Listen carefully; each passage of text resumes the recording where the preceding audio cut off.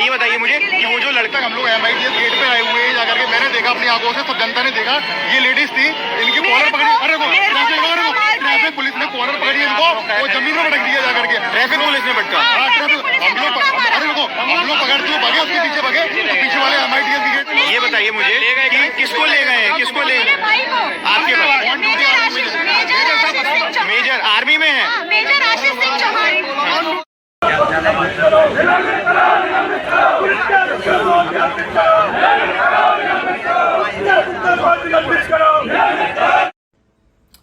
सबसे पहले ये आपने छोटा सा एक क्लिप देखा, ये जो मंत्री जी के साथ घूम रहे हैं ब्रिगेडियर स्टेशन कमांडर हमारे, जो कि वहां फैसला करने के लिए इनको बुलाया गया था और ये गए हैं। आगे आपको पूरी डिटेल बताता हूं क्या हुआ क्या नहीं, लेकिन आपको याद दिलाता हूं तिरंगा फिल्म सबने देखी होगी। ब्रिगेडियर सूर्यदेव सिंह रिटायर्ड के बाद में भी डायरेक्ट प्रधानमंत्री जी से लिंक करते थे। पूरी फिल्म में रोल देखा था ना कि नेताओं की और इन पुलिस वालों की भाषा समझ में नहीं आती। बोले हमारे को, हम अपने कानून अपनी जेब में रखकर चलते हैं। एक वो जमाना होता था और एक आज इन नेताओं को तुम सिर पर उठाकर फैसला करवा रहे हो, वो भी एक स्टेट के मंत्री से, जो कि सेना डायरेक्ट केंद्र के अंडर आती है और केंद्र में सिर्फ रक्षा मंत्री जी, प्रधानमंत्री जी या राष्ट्रपति जी आदेश दे सकती है या इनको बुला सकती है। और आज हमारे ब्रिगेडियर रैंक स्टेट के मंत्री के पास जाकर फैसला कर रहे हैं। मुझे तो क्या कहूं मैं, वो मेजर आशीष उनकी यूनिट वहां राजस्थान में है। तो मेरी कुछ और अधिकारियों से बात हुई है, हालांकि एक अधिकारी ने जयपुर वाले में भी, हमारे कर्नल साहब ने कहा था कि मेरी यूनिट अगर जयपुर में होती तो इनको नचा देता उठाकर, मैं भी इनको इसी तरह नंगा करके मारता। ग्वालियर के मामले में भी मेरी बात हुई, लेकिन उनकी यूनिट यहाँ है, उनकी यूनिट वहां है या मेरा, तो भैया इस तरह सभी की यूनिट कहीं है और घर कहीं है। अगर इस तरह देखते रहोगे कि वो करे या वो करे, कह रहे जरूर हैं कि भाई अगर चाहे तो उनका SM एक्शन ले सकता है, बंदे भेजकर CO एक्शन ले सकता है, उनको मिनटों में उठा सकता है और उनको टिट फॉर टैट जैसा किया वैसा उनके साथ सलूक किया जा सकता है जैसे पहले हुआ है। लेकिन अब क्यों नहीं हो रहा? जो बाउंड्री के अंदर हमारे कर्नल रैंक को जब हम किसी सिलसिले में इनसे बात करते हैं तो बोलते हैं हमारा, मेरे याद है आपको, मेरा एक वीडियो भी डला हुआ है, एक हमारे कर्नल साहब, वो मैं पूरी कहानी यहां नहीं बताना चाहता, लेकिन उसमें मैंने कर्नल साहब से बात की तो कर्नल साहब ने बोला कि मेरी पावर का आपको पता नहीं क्या। तो आज मैं उन कर्नल साहब को जो ये वीडियो देख रहे हैं उनको कहना चाहता हूं कि आज आपकी पावर को क्या हो गया। हम चाहते हैं कि आप जो बाउंड्री के अंदर शेर बढ़ते हो या दिखाते हो कि मेरी पावर क्या है, आज उसी पावर के तर्ज पर अगर आप थाने में जाकर वो शेर का रूप दिखाकर उनको बकरियों को उठाकर लेके आते तो हमें खुशी होती और हम आपको शेर ही मानते। लेकिन पता नहीं क्या हो जाता है आपको। मेजर जनरल साहब से एक सिलसिले में मैंने बात की, बोले यार CO ने कर दिया, वो फाइनल अथॉरिटी है, उसको कोई नहीं काट सकता। तो आज क्या हो रहा है, आज क्यों सोए हैं हमारे शेर? ये वीडियो एक बार देखें सभी शेर और जगें। नहीं तो जयपुर वाली घटना में ही मैंने कह दिया था कि आज जवान बेटा है और कोई एक्शन नहीं ले रहा है तो अगला नंबर अधिकारी का होगा। मेजर साहब का नंबर आ चुका है, अगला नंबर किसी कर्नल का होगा, किसी न किसी स्टेट में लिख कर देता हूं जल्दी। अगर इसी तरह तुम इन नेताओं को तजब्बू देकर इनके इशारे पर फैसला करवा रहे हो तो भविष्य में क्या होगा, मैं इस वीडियो में सब कुछ बता रहा हूं। और मेरे जो साथी, मैं चाहता हूं कि वीडियो को देखकर ज्यादा से ज्यादा शेयर करें कि क्या होना चाहिए था, हो क्या रहा है। मेरी मेजर आशीष साहब से और वहां की पूरी टीम से सब कुछ बातें हो रही हैं। हम आगे क्या करेंगे मैं अपना बता दूंगा आपको सुबह, लेकिन ये वीडियो देखकर शेयर जरूर करें और अपने कमेंट्स में विचार जरूर दें कि ये चीजें सही हैं या गलत है। जय हिंद, जय भारत, वंदे मातरम। जय हिंद, जय भारत, वंदे मातरम। मैं रविंद्र फौजी। साथियों, आज दिन भर मेरे पास फोन आते रहे हमारे जेसीओ साहब, हमारे कुछ रिटायर्ड अफसर अधिकारी और जवानों के। वो एक ही चीज पूछ रहे थे कि सर ग्वालियर केस का क्या हुआ। तो आज इस वीडियो के दौरान मैं आपको बताता हूं कि जिनके साथ ये घटना घटी थी, हमारे भारतीय सेना के कोर ऑफ इंजीनियर के मेजर आशीष साहब, मेरी उनसे भी बात हुई है। और ग्वालियर के जो हमारे पूर्व सेना जवानों के अध्यक्ष हैं तोमर साहब, उनसे भी मेरी बात हुई है। और बहुत से लोगों से बात हुई है। वहां क्या हुआ डिसीजन, क्या नहीं, मैं आपको आगे बताता हूं। लेकिन चंद पॉइंटों पर जो मेरी खास बातचीत हुई, जैसा कि मैंने अपने सुबह वाले वीडियो में दिखाया भी है कि हमारे एक ब्रिगेडियर साहब जो वहां के ऊर्जा मंत्री जी के पास जाते हैं बुलावे पे, ऊर्जा मंत्री जी उनको बुलाते हैं और उधर से उनके आईजी और एसपी मतलब उच्च अधिकारियों को भी बुलाते हैं। और रात को तकरीबन 1:30 बजे तक उनकी मीटिंग चलती है। इसी सिलसिले में हमारे एक पुराने कर्नल साहब हैं, उनसे मेरी बात हो रही थी। तो वो बोले यार रविंद्र, वो फैसला हो गया, सही हुआ या गलत बताओ। तो मैंने उनको कहा कि साहब मेरे हिसाब से तो जो फैसला हुआ है बिल्कुल गलत है। और जो हमारे ब्रिगेडियर साहब एक ऊर्जा मंत्री के बुलावे पे वहां जाते हैं, जो कि एक स्टेशन कमांडर हैं। आप सभी को पता है कि आर्मी डायरेक्ट अगर किसी को रिपोर्ट करती है राष्ट्रपति के अंडर, या रक्षा मंत्री और प्रधानमंत्री जो कि सेना को आदेश देते हैं। यानी ओनली फॉर केंद्र में बैठी सरकार, और वो भी उसके रक्षा मंत्री, प्रधानमंत्री या राष्ट्रपति, वही लोग सेना को दिशा निर्देश देते हैं, या अगर कोई बुलावा होता है तो बड़े अधिकारी उनसे मिलते हैं। लेकिन एक जमाना था, मैंने उनको एक किस्सा बताया क्योंकि आज दिन में मेरे को हरियाणा के एक हमारे कोई पुराने अधिकारी थे, उन्होंने बताया था कि एक जमाने में, आपको याद होगा, तो एक बार हरियाणा में मुख्यमंत्री और हमारे एक सेना अध्यक्ष की गाड़ी आमने सामने हो गई थी। और उनके काफिले ऐसे लग गए थे, तो हरियाणा के मुख्यमंत्री ने कहा था कि ये मेरा इलाका है और गाड़ी मेरी पहले जाएगी। तो उस समय के सेना अध्यक्ष ने बोला था कि तुम्हारा इलाका हरियाणा है और मैं पूरे भारत के इलाके को देखता हूं, इसलिए गाड़ी मेरी ही जाएगी। और सेना अध्यक्ष की गाड़ी को प्रायोरिटी मिली और वो गए लटके जोर से। तो एक जमाना वो था। दूसरा, मैंने आपको एक किस्सा कल भी बताया था पंजाब के सीएम का, जो कि उनके लड़के को फौज उठाकर, एक कर्नल साहब उठाकर ले आए थे, उनके लड़के और कई दोस्तों को। और उस समय के तत्कालीन प्रधानमंत्री नेहरू जी के करीबी थे वो। और नेहरू जी ने सेना अध्यक्ष को फोन कर दिया था कि भाई आपके कर्नल ने हमारे मुख्यमंत्री के लड़के को उठा लिया, कार्रवाई करो। लेकिन उस समय के जनरल थिमैया साहब ने एक चीज कही थी कि साहब, अगर हम अपने महिलाओं की रक्षा नहीं कर सकते तो हम देश को क्या सुरक्षा देंगे। मेरे कर्नल ने जो कर दिया सही कर दिया। आपके मुख्यमंत्री जो कि वहां गेट पे खड़े थे पुलिस फोर्स लेकर कि हम घुस जाएंगे, बोले मुख्यमंत्री को बोलो जैसा वो कर्नल साहब बोलते हैं वैसा करें। और मुख्यमंत्री को बोला गया था कि गेट पर गाड़ी खड़ी करो। वो भी कौन से गेट पर? मेन गेट पर, सेना का जो बाहर का गेट है, वहां गाड़ी खड़ी करके आओ, पैदल आओ, नंगे पैर। और मुख्यमंत्री बाद में मजबूर होकर नंगे पैर गया था, जहां उनके बच्चों को चड्डी में बैठा रखा था, पूरे उसमें घुमाया था चड्डी में। और वो मुख्यमंत्री ने हाथ जोड़ के माफी मांगी थी। तो एक रुतबा था सेना का।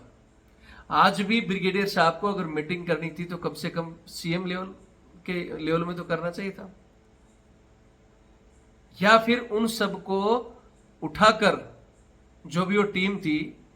आप सबको पता है कि मेजर आशीष साहब अपने बच्चे को दिखा के लेकर आए थे किसी क्लिनिक पर, और वहां उनके साथ उनकी वाइफ, उनकी सिस्टर और एक और उनके कोई करीबी रिश्तेदार या दोस्त थे और उनका बच्चा, वो वापस अपने घर पे जा रहे थे।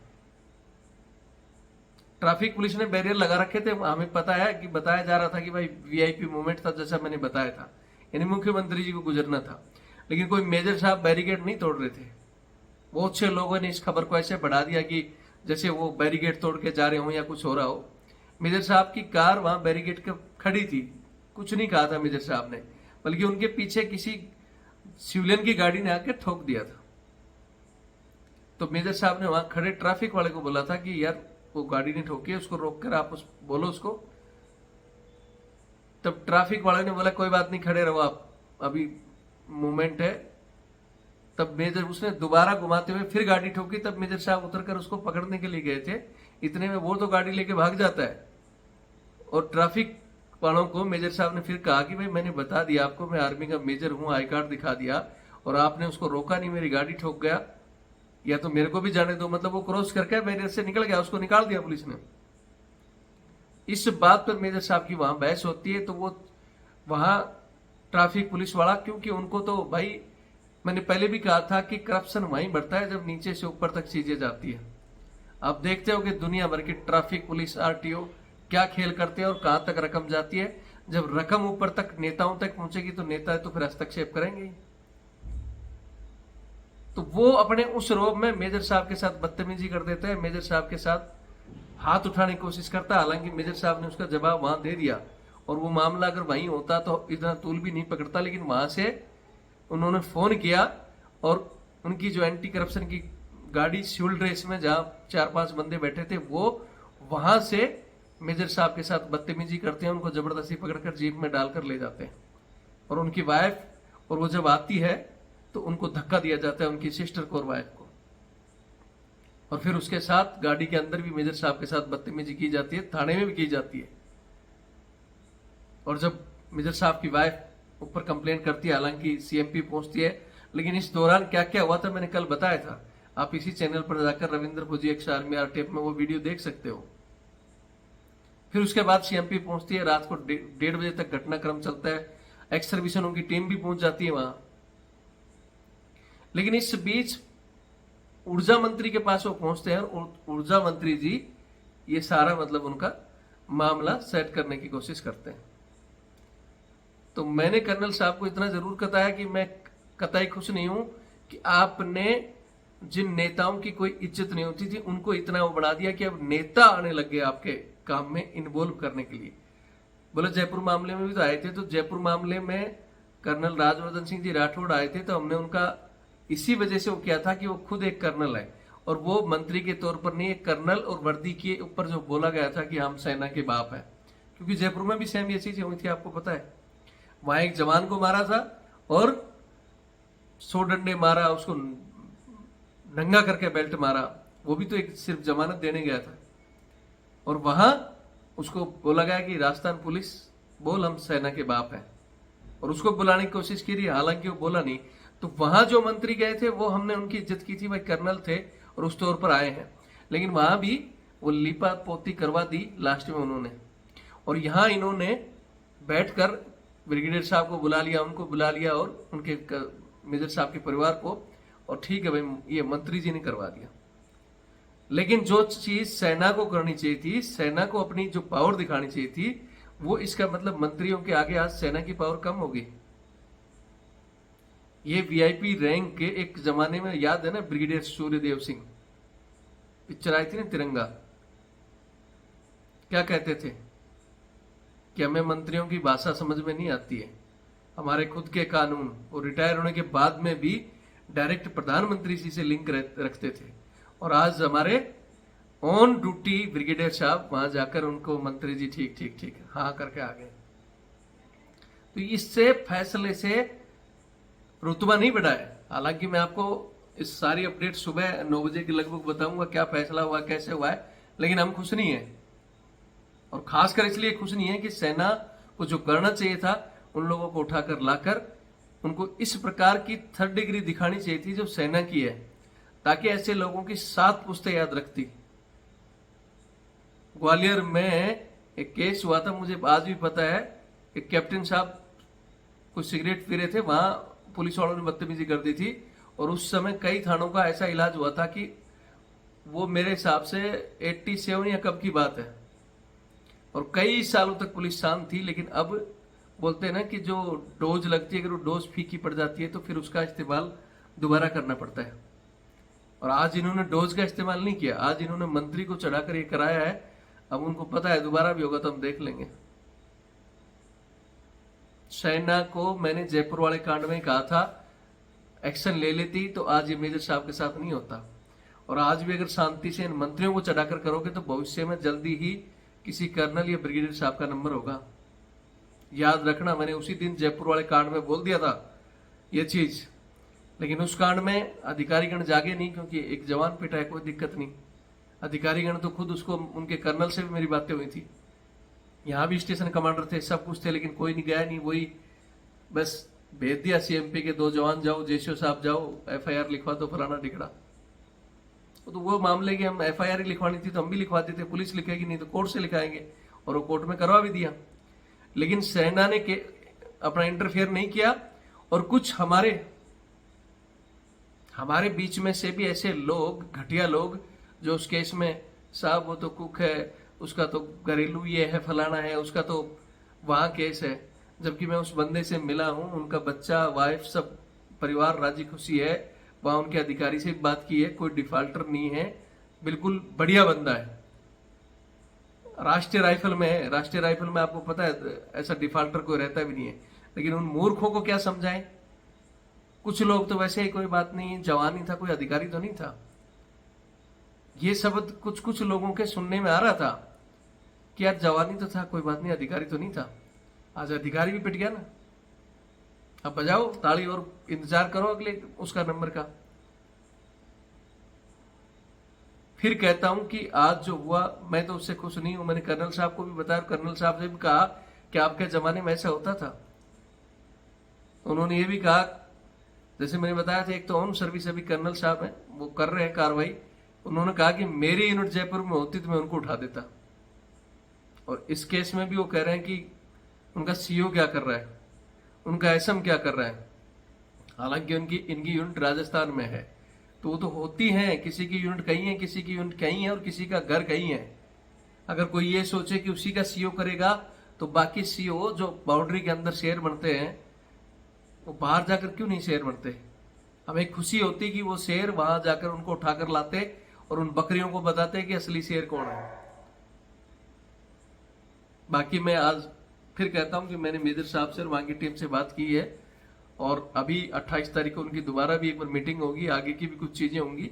तो मैं कल सुबह 9 या 10 बजे से एक मतलब फुल डिटेल के साथ एक वीडियो बना दूंगा। लेकिन मैं इस फैसले से खुश नहीं हूं, इतना बता दिया आपको।